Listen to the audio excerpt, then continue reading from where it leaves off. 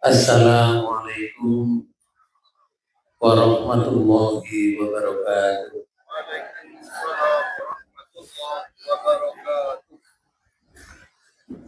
Bismillahirrahmanirrahim. Alhamdulillah, alhamdulillahirabbil alamin. Wa bihi nasta'in ala umuri dunya waddin. Wa ala alihi wa sahbihi ajma'in. Asyhadu an la ilaha illallah wa asyhadu anna Muhammadan abduhu wa rasuluh. Allahumma sholli wa sallim wa barik ala Muhammadin wa ala alihi wa ashabihi wa man tabi'ahum bi ihsan ila yaumil amma ba'du. Hadirin hadirat Bapak Ibu yang dirahmati Allah, alhamdulillah kita dipertemukan oleh Allah di tempat ini dalam keadaan sehat walafiat. Mudah-mudahan langkah kita semuanya ini menjadi amal ibadah yang dinilai oleh Allah sebagai amalan yang membuat kita nanti menghadap Allah dalam keadaan husnul khatimah. Para bapak dan ibu saudara sekalian, kita hidup ini diatur oleh Allah, bukan karepe dhewe. Jadi hidup ini diatur, ada aturannya, dan aturan itu dituangkan dalam Al-Quran dan hadis Rasulullah. Siapa yang menentang baik secara frontal maupun secara diplomatis, pasti mereka akan mendapat hasilnya, mendapat balasannya.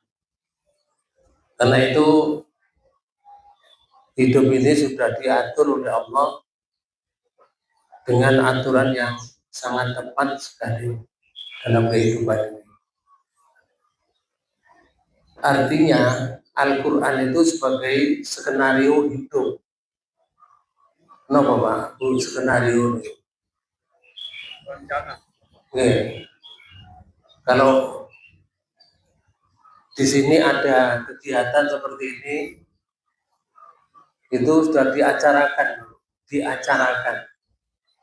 Nanti kursinya jumlahnya berapa, sing lanang diganti, sing wedok diganti, nanti pembicaranya di mana, apa yang dilakukan nanti dalam pembicaraan itu jenis skenario. Jadi hidup ini diskenario oleh Allah. Allah itu punya aturan baru. Aturan itu kalau diberikan kepada manusia, manusia akan cenderung membuat aturan itu tidak adil. Itu namanya egoistis, tidak adil. Kalau diserahkan pada manusia, karena itu Allah tidak menyerahkan pada manusia. Diberi oleh Allah peraturan sendiri, karena Allah tidak egoistis. Allah itu Maha Rahman, Allah Maha Rahim, Allah Maha Adil. Kalau diberikan pada manusia, manusia itu egoistis. Contoh nih, belum kayak contoh. Ada kenduren gitu. Kenduri. Ada orang 10, Pak. Tumpengnya 1, ikan panggangnya itu 1. Apa jenenge? Ikan panggang. Ayam. Ayam panggangnya itu 1, tumpengnya 1, orangnya 10. Pertanyaan saya, Pak, siapa yang akan memotong-motong ikan ayam tadi menjadi 10? Mesti orang yang dipilih, oke, ngambil ikan atau ayam tadi, dipotong-potong menjadi 10. Pertanyaan saya, sing motong-motong ayam panggang tadi, itu dapat apa? Halo? Nama Bu? Oke. Dapat dodo bentok. Mesti ono ceker itu bagian orang lain. Sing ceker dikana wong 10 aku. Itu namanya ndak adil. Kalau peraturan di dunia itu diberikan pada manusia, suruh ngatur, manusia cenderung tidak adil. Karena itu diatur oleh Allah. Aturan itu namanya agama. Agama ini diberikan kepada salah seorang yang dipercaya oleh Allah di antara manusia itu. Siapa yang dipercaya? Orang. Orang yang dipercaya itu diberi pangkat oleh Allah, namanya Rasul atau Nabi. Rasul itu manusia biasa, Pak. Kalau menyampaikan agama kepada manusia yang lain, belum tentu mendapatkan respon. Karena podo-podo menungso. Supaya direspon oleh orang lain, maka orang tersebut diberi kelebihan oleh Allah. Kelebihan Rasul itu namanya mukjizat. Kalau diberi kelebihan, orang percaya akhirnya. Apa yang akan disampaikan diperhatikan oleh Allah, oleh orang tersebut. Sehingga Rasulullah diberi mukjizat. Setiap nabi itu punya mukjizat yang berbeda, sesuai dengan zamannya. Kalau zaman Nabi Musa itu orangnya ahli sihir, maka Nabi Musa diberi sihir, diberi mukjizat yang mengalahkan sihir itu.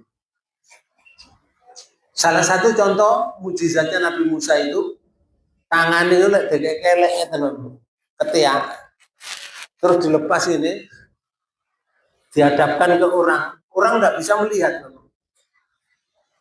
orang nggak bisa melihat karena seperti matahari. Itu Nabi Musa, salah satu di antaranya mukjizatnya. Jadi kalau tangannya diletakkan di ketiak, orang nggak bisa menatapnya, Pak.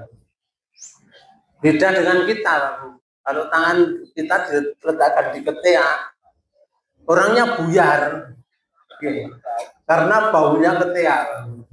Bedanya di situ. Setiap nabi, setiap rasul itu diberi mukjizat oleh Allah.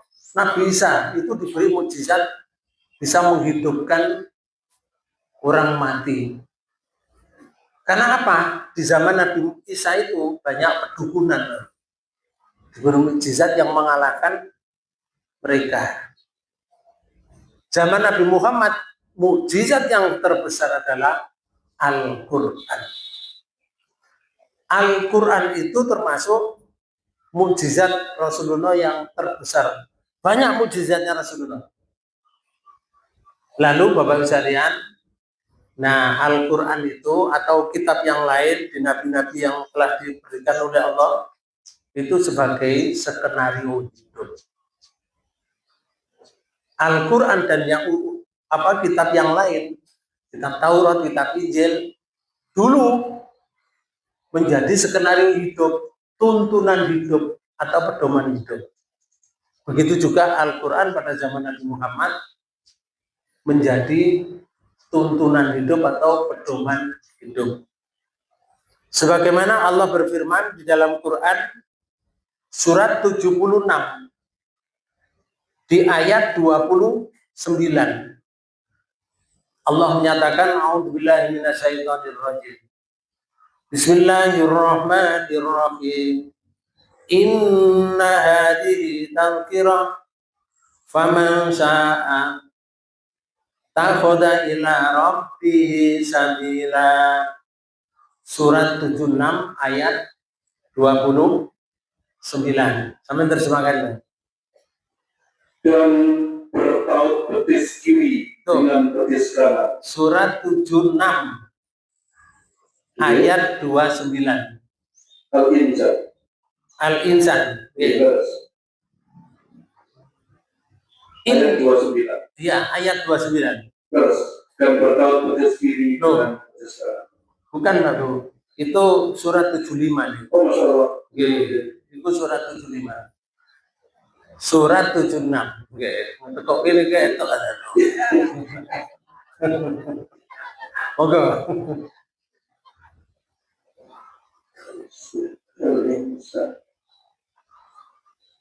Inna hadhihi tadhkirah faman sa'at taqada ila rabbih sabila.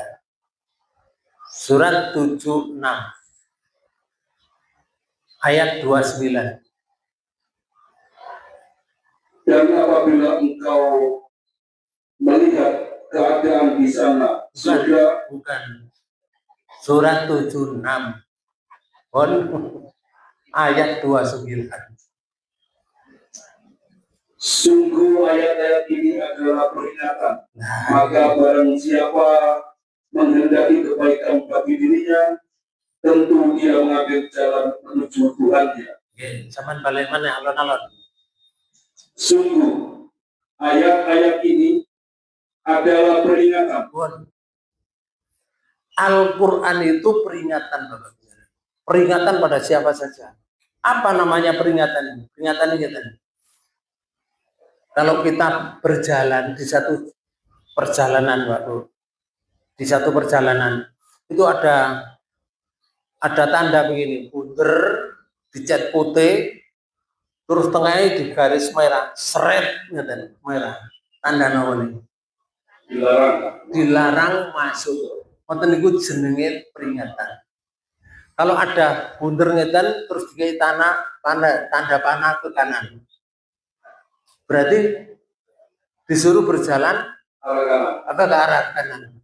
Bapak sekalian, kalau kita berjalan di jalan melihat satu peringatan mau ke Jakarta, Pak Bu, melihat satu peringatan di jalan, ada tulisan jurusan A, jurusan B, sampai ke Jakarta.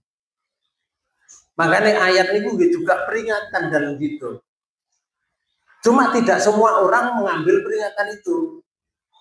Lanjut.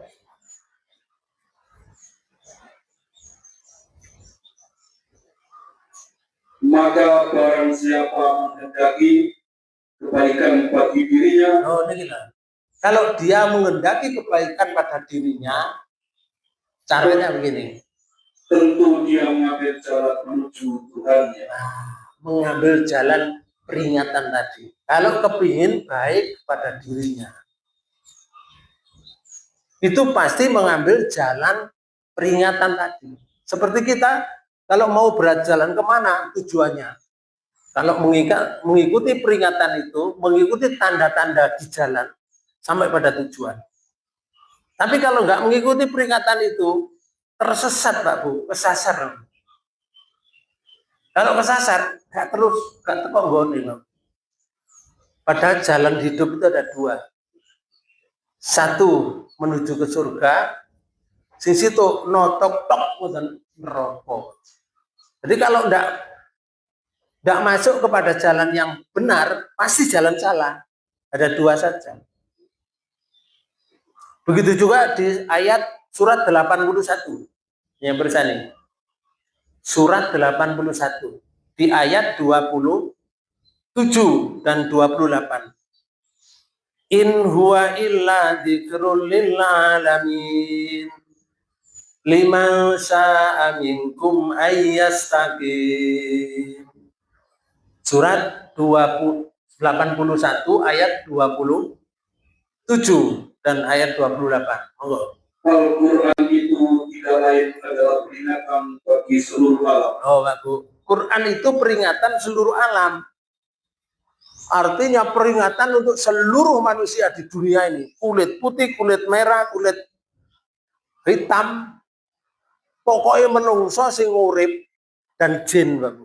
Karena jin itu yang melo Quran. Lek ono waktu poso ngeten Ramadan, jin niku ya poso.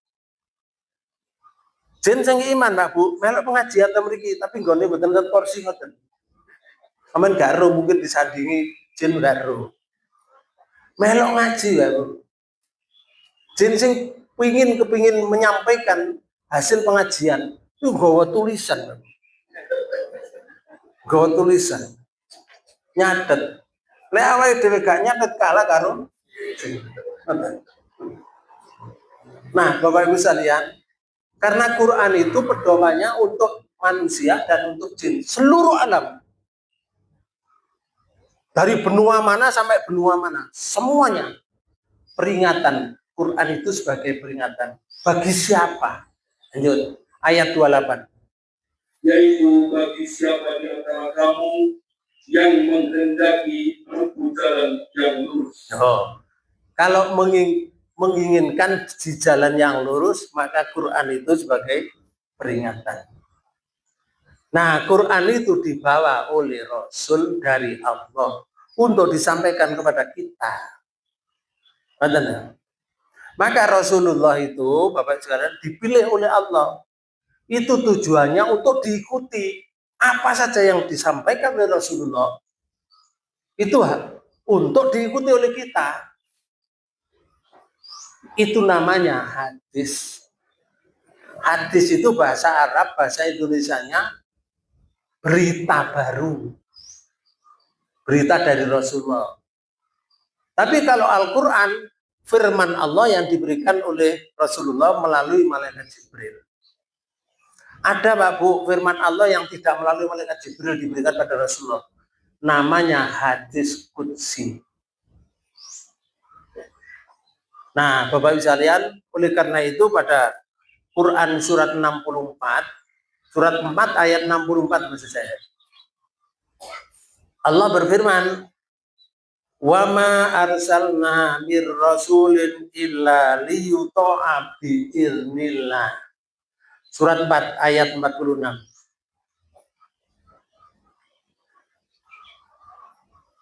Wa ma arsalna mir rasulin illa liyuta'a bi idznillah. Yaitu di antara orang Yahudi. Bukan. Surat 4 ayat 64. Oke. Dan kami tidak mengutus seorang rasul, melainkan untuk ditaati dengan izin Allah. Ini Pak Bu, Rasul yang diutus oleh Allah ke dunia itu untuk ditaati. Makanya bawa agama Islam, bawa peraturan Pak Bu. Nah, peraturan yang diberikan pada Rasul itu untuk disampaikan pada umatnya, untuk ditaati. Karena itu kita diberi oleh Allah contoh hidup, Pak Bu. Yang contoh itu dilakukan oleh salah seorang yang ditunjuk oleh Allah. Namanya Rasul itu.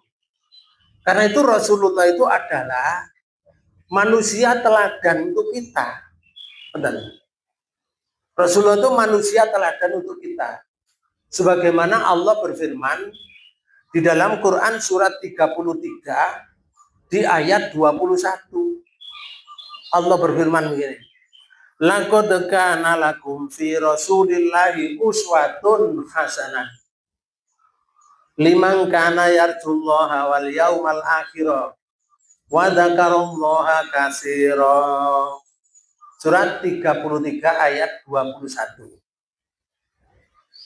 Sungguh telah ada pada diri Rasulullah itu suri tauladan yang baik. Oh, ini gila.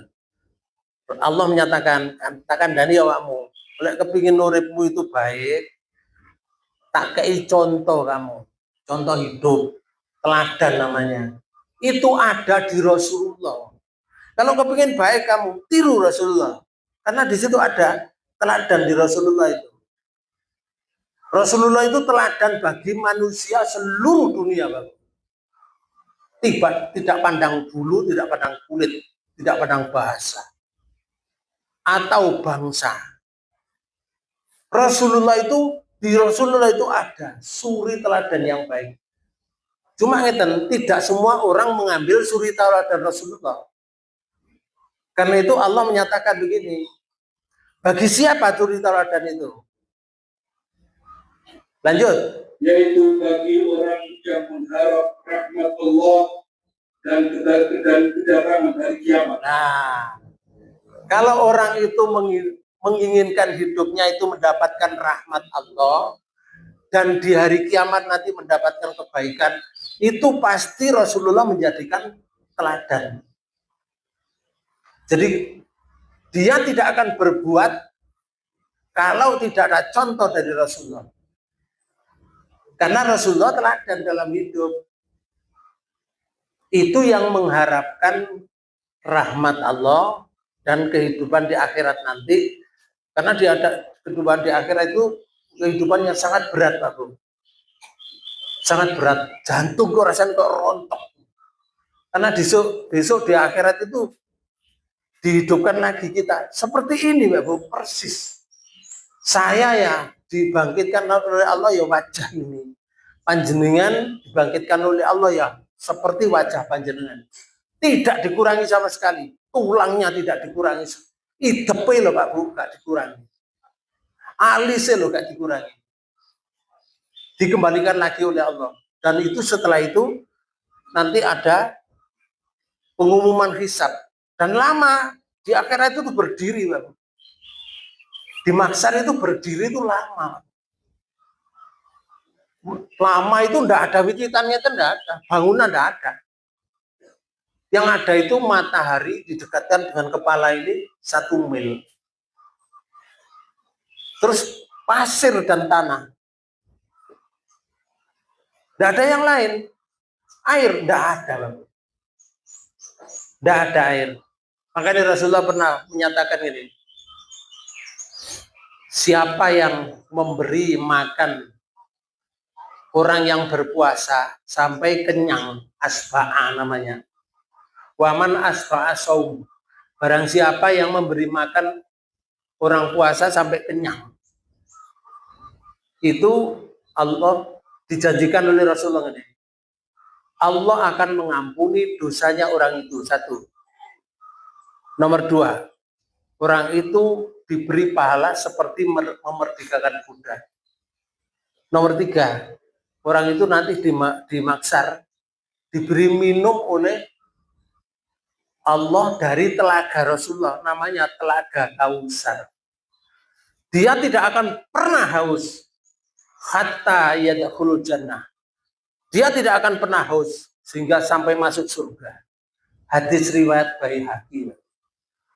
Jadi poso ngeten iki sing ngekeki takjil sing ringan itu Pak Bu. Misalkan roti situk ngono. Cilik, roti ini cilik. Kan gak wareg. Gak wareg kan. Dimut nun tek isan roti ini. Ya. Dikai pahala kali Allah. Siji pahalai diampuni dosanya, nomor 2 diberi pahala seperti orang seperti orang memerdekakan budak. Niku udah. Tapi lek sing sampai wareg niku wau ana 3. Diampuni dosanya, kemudian diberi pahala oleh Allah seperti memerdekakan budak, kemudian diberi minum dari telaga Kausar sampai tidak akan haus sampai masuk surga. Ada 4 Pak Bu. Yang 1 diberi pahala seperti pahalanya orang yang berpuasa. Dan orang yang berpuasa itu sedikit pun tidak dikurangi pahalanya. Hadis riwayat Baihaqi. Nah, mumpung momen seperti ini Pak Bu. Nah, Rasulullah menyatakan seperti itu. Berarti kita tiru. Kalau kita meniru Rasulullah, maka Rasulullah sebagai teladan kita. Teladan yang baik. Tandanya orang yang meneladani Rasulullah itu ialah, lanjut. Dan yang banyak mengingat Allah. Nah, itu. Orang yang banyak mengingat Allah itu tandanya orang yang meneladani Rasulullah. Mengingat Allah itu mengingat itu bahasa Jawa, bahasa Indonesia. Bahasa Arabnya apa? Zikir. Zikir. Jadi kalau ada orang banyak zikir, subhanallah wa bihamdihi subhanallahil azim, atau tambah lagi astaghfirullahaladzim, atau lagi hasbunallah wa ni'mal wakil, ni'mal maula wa ni'man nasir, atau tambah lagi subhanallah wa bihamdihi subhanallah walhamdulillah wa la ilaha illallah wallahu akbar, dan banyak zikir yang lain. Itu tandanya orang yang meneladani Rasulullah, karena Rasulullah itu adalah teladan yang baik. Bapak Ibu sekalian, oleh karena itu apa yang disampaikan Rasulullah disuruh mengambil, dan apa yang dilarang oleh Rasulullah disuruh membuang. Sebagaimana Allah berfirman di dalam Quran surat 59 di ayat 7. Surat 59 ayat 7 di pertengahan ayat lalu. Di pertengahan ayat, karena ayatnya agak panjang. Di pertengahan ayat itu ada kalimat ini. Wa ma atakum rasulu fakhudhu wa ma nahakum anhu fantahu. Wa ma atakumur rasulu fantahu. Di surat 59 di ayat 7. Pertengahan, Pak Bu. Yang di tengah ayat. Surat 59 ayat 7.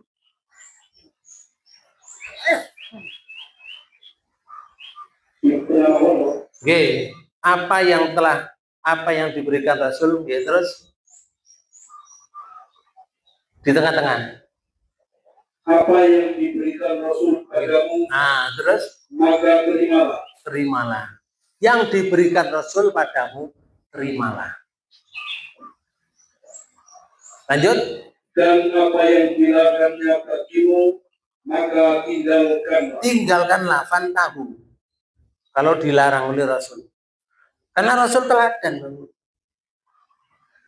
Jadi apa saja yang diperintahkan oleh Rasul, sampaikan, kita ambil. Dan apa yang dilarang oleh Rasul, kita tinggalkan. Makanya kalau kita kepingin dicintai Allah, Pak Bu, caranya mengikuti Rasul. Kalau kita kepingin dicintai Allah. Contoh, di surat 3 ayat 31. Qul in kuntum tuhibbunallaha fattabi'uni yuhibbukumullah wa yaghfir lakum dzunubakum wallahu ghafurur rahim. Surat 3 ayat 31. Monggo. Katakanlah Muhammad, jika kamu mencintai Allah, ikutilah aku. Nah, ini jelas. Rasul katakan pada umatmu, kalau kamu mencintai Allah, carane gini, ikuti aku sinten? Aku Muhammad, aku Rasul. Kalau kamu cinta Allah, carane gini, ikutilah aku. Makanya ada hadisnya, man ahya sunnati faqad ahadani. Sopo sing ngurip-nguripno sunnah saya, itulah yang namanya cinta kepadaku. Waman ahabani, sopo sing cinta kepadaku, nanti ma'iyya fil jannah, di surga bersama aku. Rasulullah.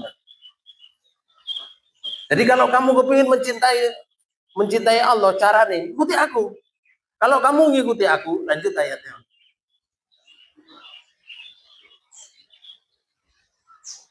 Lanjut, Niscaya Allah mencintaimu. Siji. Dan mengampuni dosa-dosa. Allah Maha Pengampun lagi Maha Penyayang. Pak Bu, dicintai oleh Allah, diampuni dosanya. Ingat, Allah Maha Pengampun, Maha Rahman, Maha Rahim. Nah, itu poin yang diberikan oleh Allah kepada kita melalui Rasulullah. Karena itu hidup ini, Bapak bisa lihat, hidup itu dituntun oleh Allah. Tuntunannya ya modelnya itu jenis skenario. Pernah ya terjadi gitu. Dalam hadis riwayat Imam Bukhari. Hadisnya panjang, Mbak Bu. Oke, isinya begini.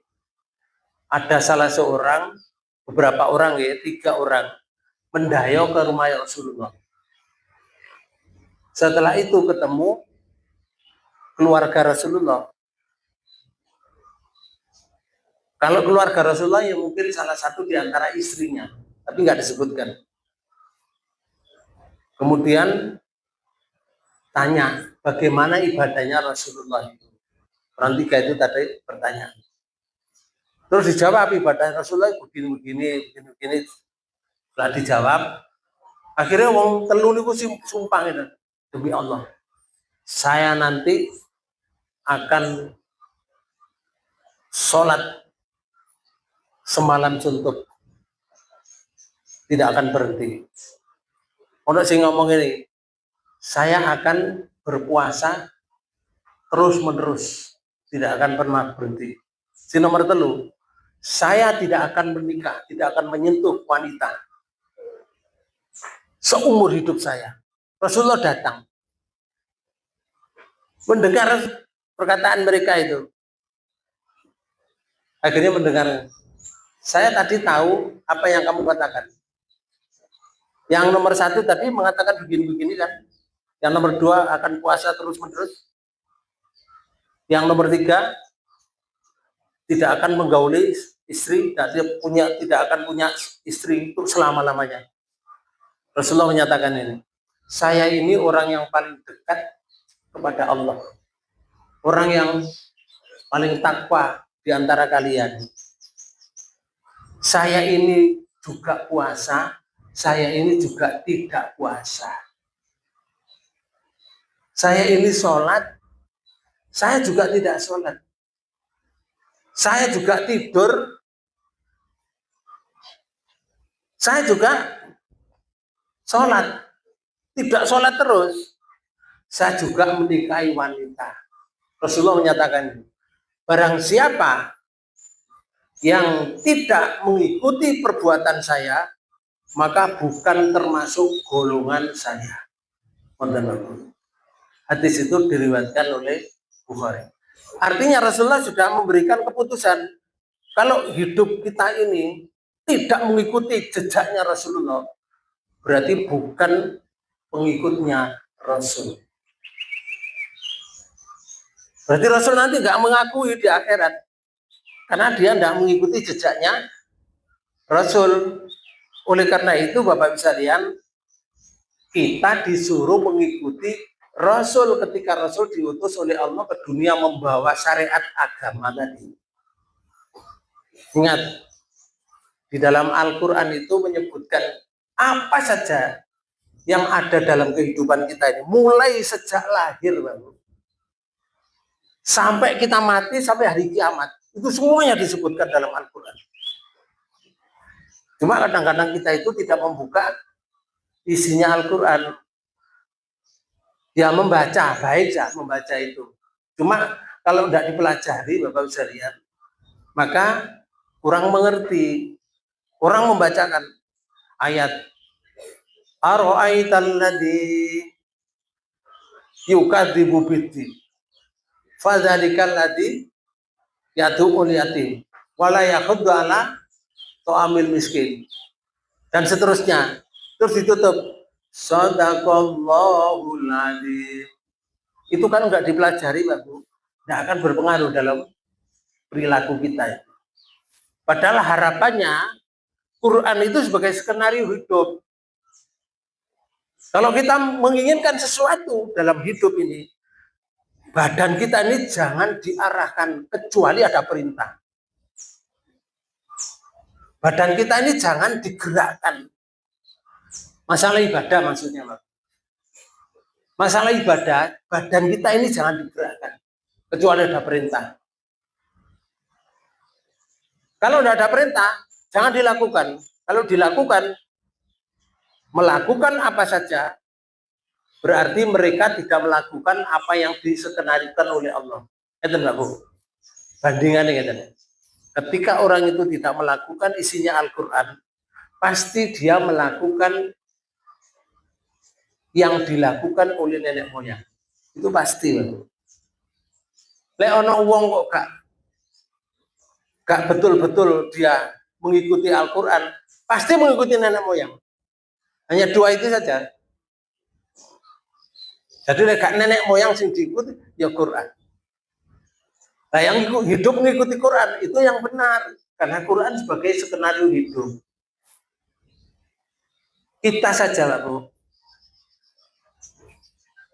sebelum lahir itu dulu disumpah oleh Allah.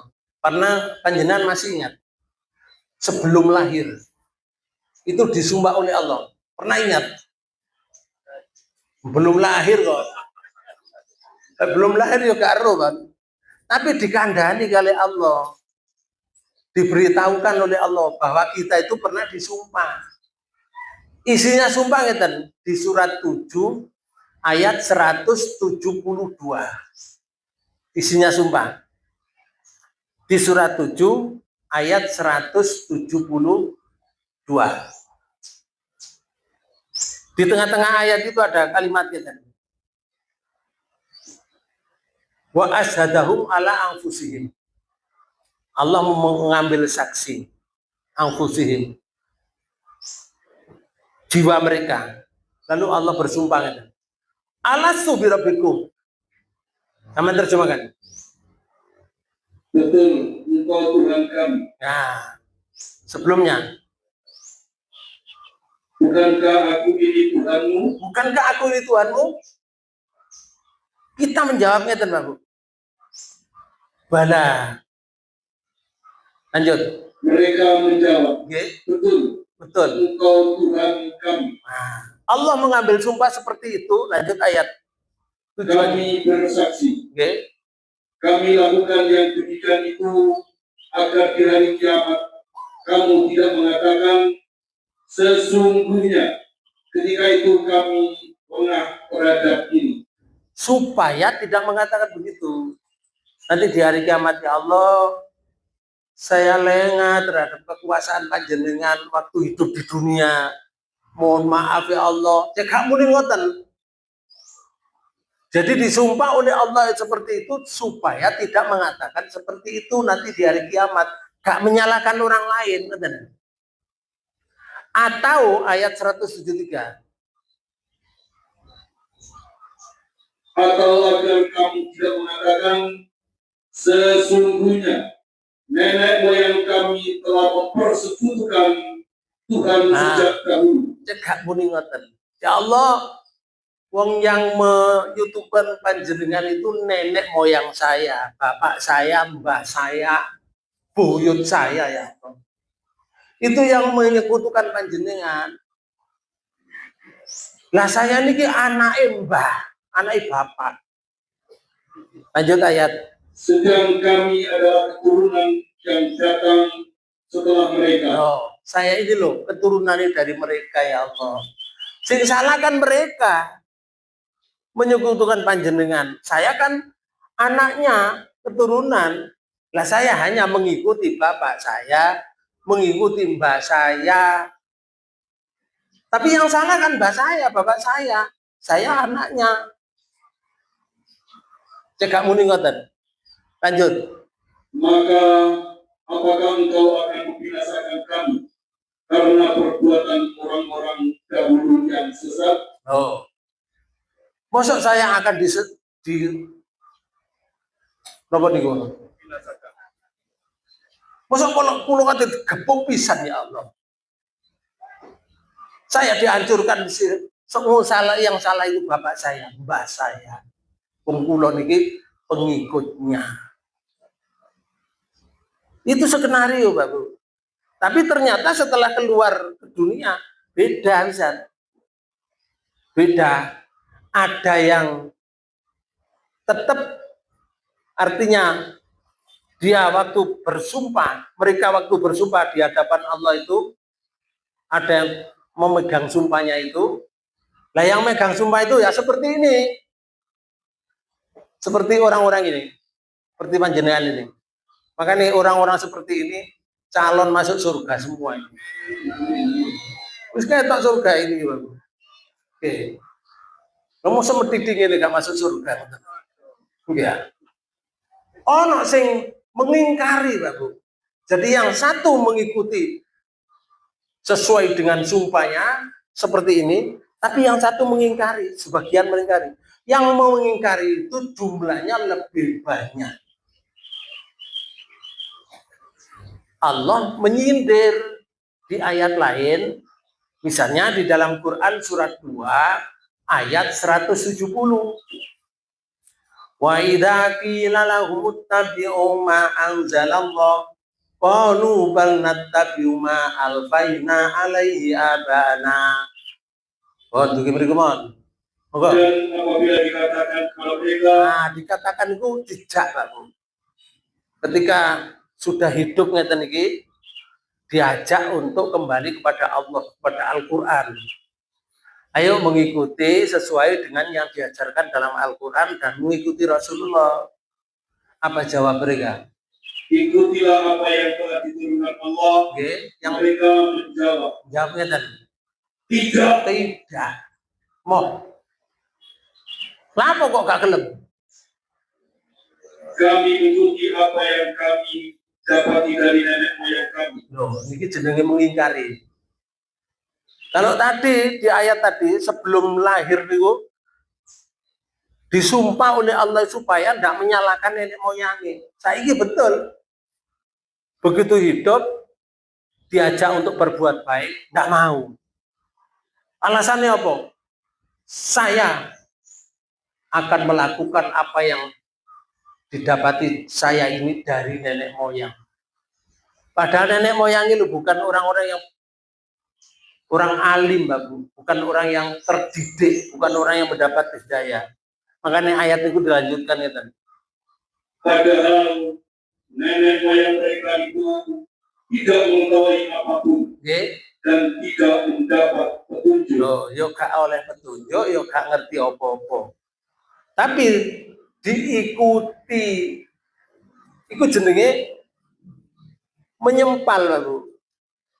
Kalau orang itu tidak mengikuti Quran, pasti mengikuti nenek moyang, pasti itu. Kalau jalannya melurut tok. Wong lu kepingin selamat, wah baik kepingin selamat. Ono sing gak kepingin selamat begini. Gak ada, Pak selamat aja kepingin selamat kok. Wis jenenge selamat terus kepingin selamat kan.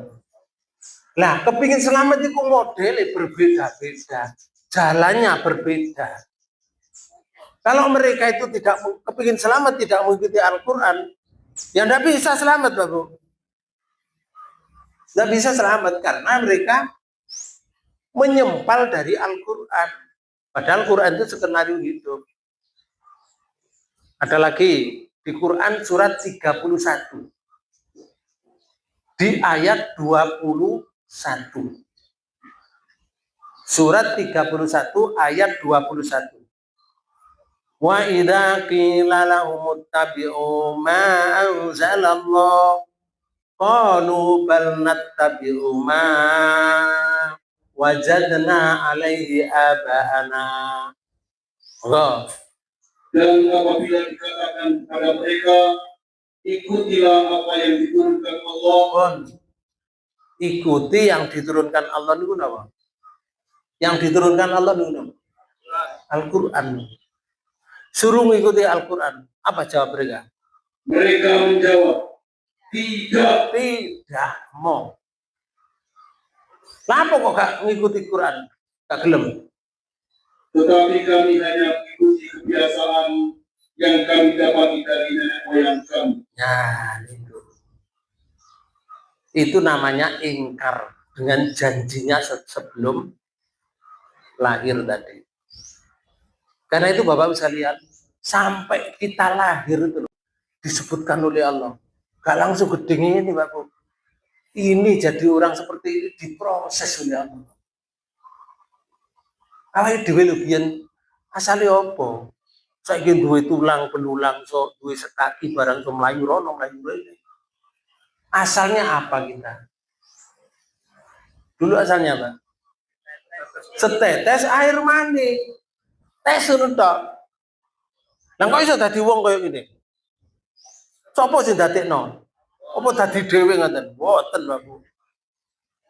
Diproses kali Allah. Kalau Allah tidak proses gak jadi, Bapak. Diproses. Coba zaman tinggali prosesnya. Di surat 23. Mulai ayat 12. Ini prosesnya. Surat 23 ayat 12. Dan sungguh kami telah menciptakan manusia dari saripati.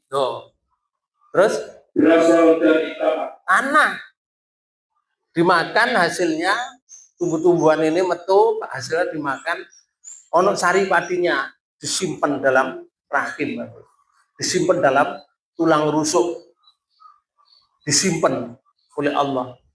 Itu saripati yang dari tanah itu, dari tumbuhan yang dimakan, terong, pencit, ya, pokoknya nongko, sing dari tanah cukul itu dipangan, sarinya disimpan oleh Allah. Lalu kemudian kami menjadikannya air mani. Yang disimpan dalam kotak yang kokoh. Ini Bapak, rahim. Jadi dijadikan air namanya mani. Air itu namanya mani. Ditempatkan di rahim. Ditempatkan di rahim. Itu yang menjadikan Allah. Disengaja oleh Allah. Kami jadikan. Bukan jadi sendiri, Bapak. Setelah itu, lanjut. Kemudian air mani itu kami jadikan sesuatu yang melekat. Yang melekat, segumpal darah. Ya sak menit tok. Kuwiling ngono. Itu melekat. Setelah itu, lalu sesuatu yang melekat itu kami jadikan segumpal daging. Nah, segumpal daging koyok bakso ngeten. Nang jero weteng niku. Makane gak iso metu, Bapak. Nek koyok bakso gak iso metu, katene ditokno aku ngoten. Makane wong golek hamil niku kudu ditokno ae jero niku. Soalnya segumpal daging. Dari air loh, Bapak. Dadi segumpal daging. Ayo sapa sing iso ndadekno setetes air terus dadi segumpal daging koyok bakso ngono. Gak ono, Bapak, kecuali Allah. Dan itu prosesnya 40 hari. Dari segumpal daging, dan segumpal daging itu kami jadikan tulang belulang. Tadi tulang itu tok. Tulang. Untuk ngoten niku setelah itu dilanjutkan oleh Allah, diproses kali Allah. Lalu tulang belulang itu kami bungkus dengan daging. Dibungkus sampai daging. Dibungkus dulu tok tulangnya taruh daging. Setelah itu kemudian kami menjadikannya makhluk yang berbentuk lain. Sudah berbentuk. Itu sudah 40 hari. 40 hari yang pertama jadi tadi darah. Kedua, 40 hari kedua jadi segumpal daging. 40 hari yang ketiga di daging jadi tulang, dibungkus daging, dibentuk. Ono motone, ono bolongane irung. Oke, irunge ono rambute. Sopo sing gawe rambut? Allah, Bapak. Sing mau lanang metu brengosi, sing wedok kok gak. Wong padha-padha dibentuke. Padha teko banyu, teko airnya. Kok gak padha? Air niki napa? Rambut yang ada di alis atau di itep itu, Bapak. Iku ya padha mbek rambut sitok kene, ngene siran iki. Ngene kepala ini rambutnya bisa panjang, Bapak. Tapi itep kok gak tahu panjang. Sopo sing gawe? Nek wong padha-padha rambute. Kok mandek terus sak munut tok sampai tuwek. Lah iki kok balik-balik dicukur kok kene.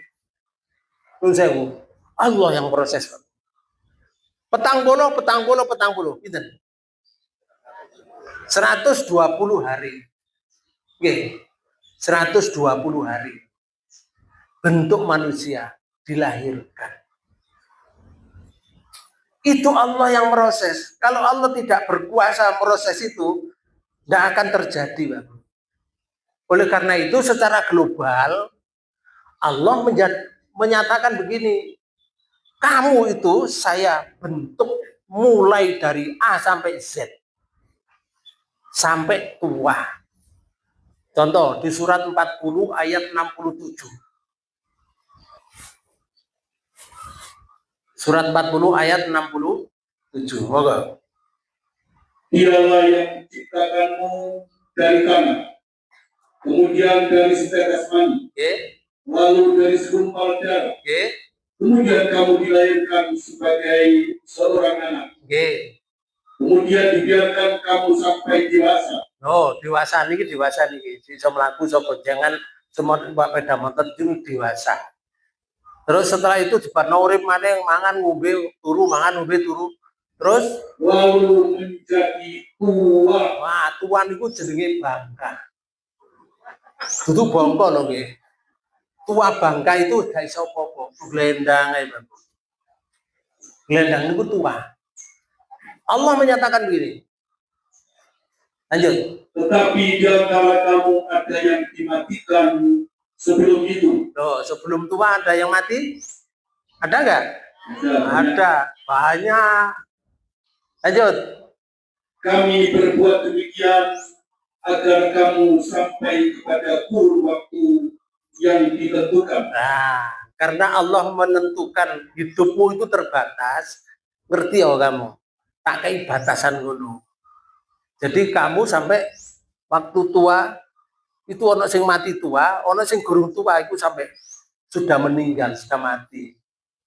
Itu supaya kamu ngerti bahwa hidup itu tak kayak batas ngono. Kamu tidak akan kekal.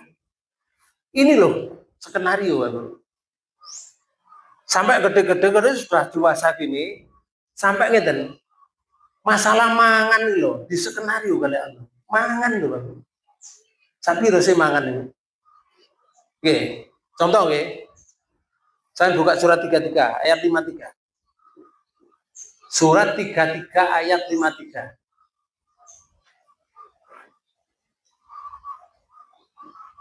Wahai orang-orang yang beriman. Orang beriman yang dipanggil, Pak.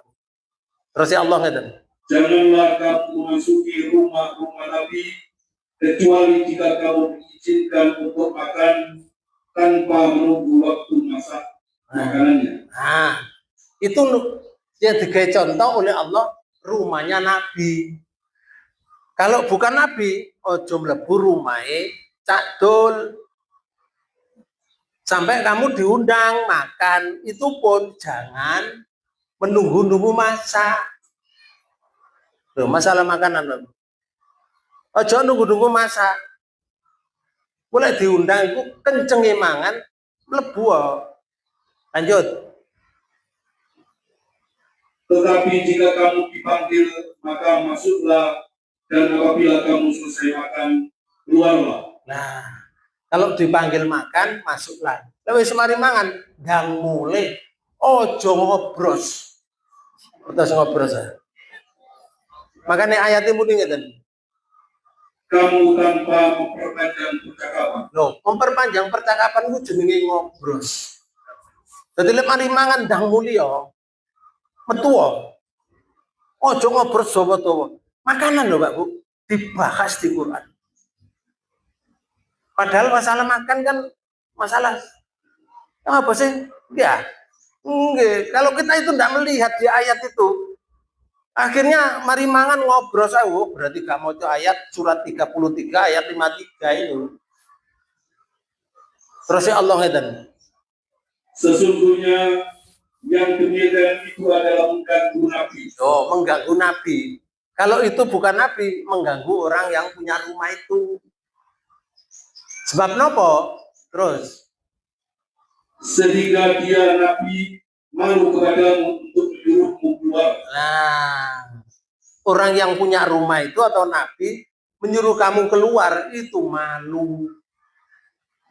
Sedangkan Allah tidak malu kalau memberikan pelajaran. Lanjut ayat. Dan Allah tidak malu menerangkan yang benar. Oh, Allah tidak malu menerangkan yang benar itu.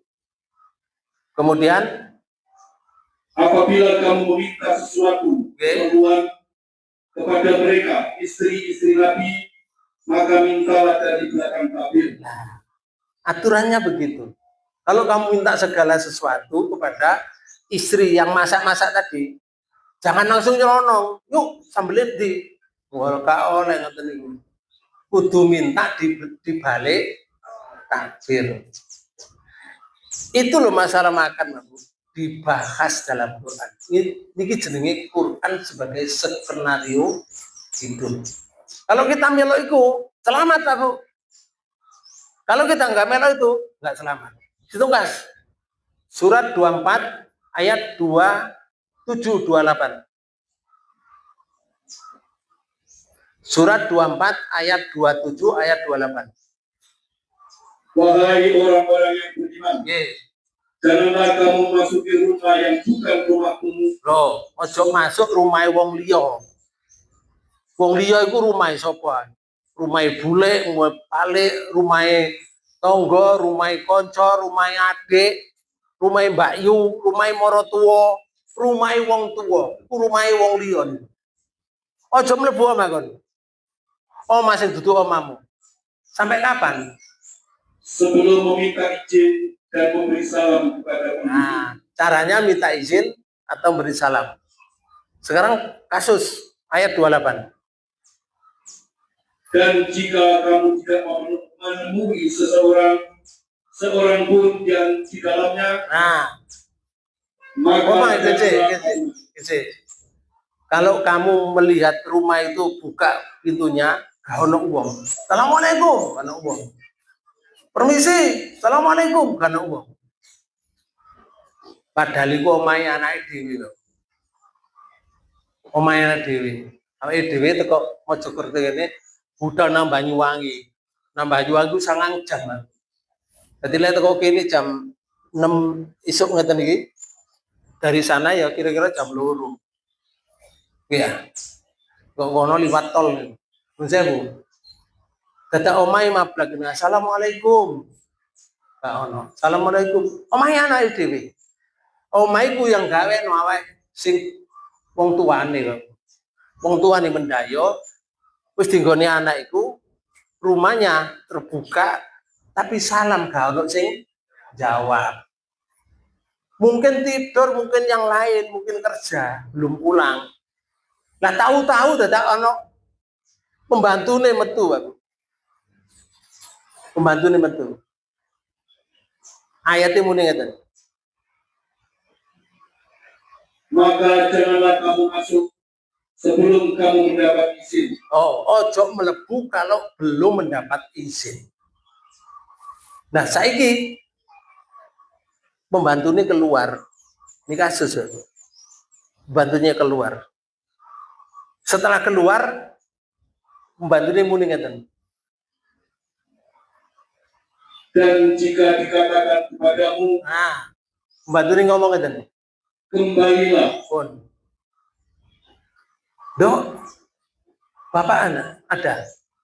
Oh ngapunten nggih, kalau dipesen nenten tamu nggak boleh diterima, disuruh nanti kembali ke sini pukul 5. Wong lho jam 2 teko, budal jam 6, Bapak.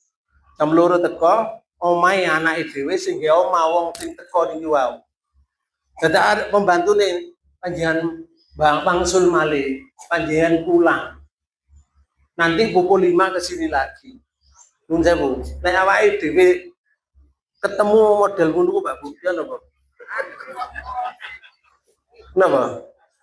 Iso-iso matamu ngono Pak. Iki sing nggo omahku iki. Iki omahe anakku. Iso ngono bareng Pak Bu. Tapi skenario ayat enggak begitu. Kalau kamu disuruh kembali terus ya Allah, maka hendaklah kamu kembali. Kembalilah. Tapi gak mulai nang Mojokerto. Mumet nang alun-alun mriko. Mumet ae bu golek kopi, bu golek bakso ya. Sampai pukul setelah pukul 5 balik nanggone rumah itu. Pak Bu, ini skenario hidup loh. Omahnya anak saja kita tidak boleh masuk. Assalamualaikum langsung nang kamar gak oleh Pak Bu.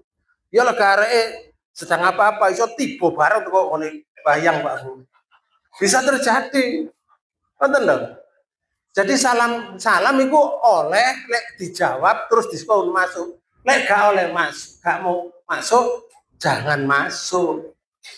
Niki jenenge skenario hidup. Kalau kita ngikuti ini selamat. Selamat.